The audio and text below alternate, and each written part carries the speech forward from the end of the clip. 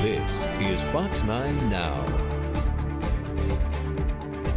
Thanks for joining us, everybody. I'm Roland Barris. Tonight we begin with a rare perspective on the pandemic, a look inside a local ICU. Now, we've been reporting on COVID-19 cases, deaths, and the impact to the community for the last 18 months. But today, we're letting you see it for yourself. Our Karen Lair takes us inside the intensive care unit at Saint Alphonsus, where healthcare workers say they're overwhelmed, they're exhausted, and demoralized by a pandemic that could have been avoided. It was an eye-opening experience to be able to see firsthand how fellow Idahoans at this very moment are fighting for their lives inside the intensive care unit. Doctors and nurses here at Saint Alphonsus and at hospitals all across the state are continuing to treat an overwhelming number of COVID-positive patients every day.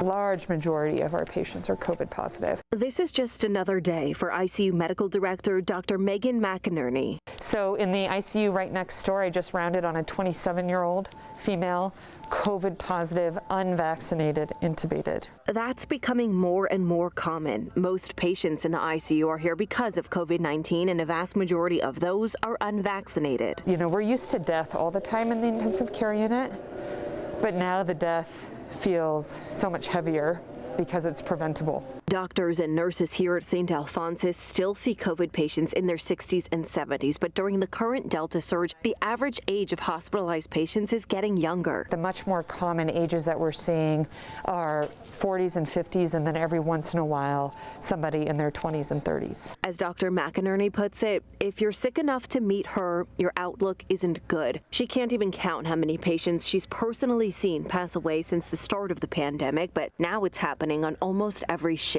Yesterday, we had 5 patients die in our hospital from COVID, just this Boise hospital. Some lose their battle with COVID, overwhelmed with regret, wishing they would have taken the pandemic seriously and gotten vaccinated. Others, even as their condition worsens in intensive care, continue to deny their diagnosis, insisting COVID is a hoax. I had a patient last week that told me that it still wasn't real and it didn't change anything that we did. I mean, we're still going to care for the patients. There is a lot of negativity out there, a lot of belief that we're somehow involved in a conspiracy theory with Fauci and Big Pharma.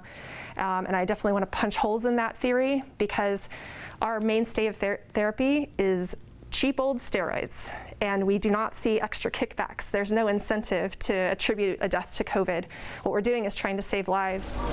It's also important to note Saint Alphonsus serves as the trauma center for the entire region, receiving patients after accidents or injuries in need of surgery or life-saving treatments. That doesn't change in the middle of a pandemic. We're the regional trauma center, so we're getting a bunch of traumas. During our interview with Dr. Andrew Southard in the emergency department, a code blue was called in from the COVID ICU. So right now the code team's mobilizing. We've got 2 physicians on, so one of our physicians is going to take a ER nurse and a pharmacist and one of our techs. We go upstairs with our special equipment we have, and we can run a code, basically a cardiac arrest, anywhere in the hospital. With the influx of patients comes a need for more space. Areas like this storage room are now used to treat up to 6 patients at a time, a space that used to house patients immediately after standard surgeries on the verge of being converted into another intensive care unit. While the additional space will help, these healthcare workers wish it wasn't needed. No one is making it up.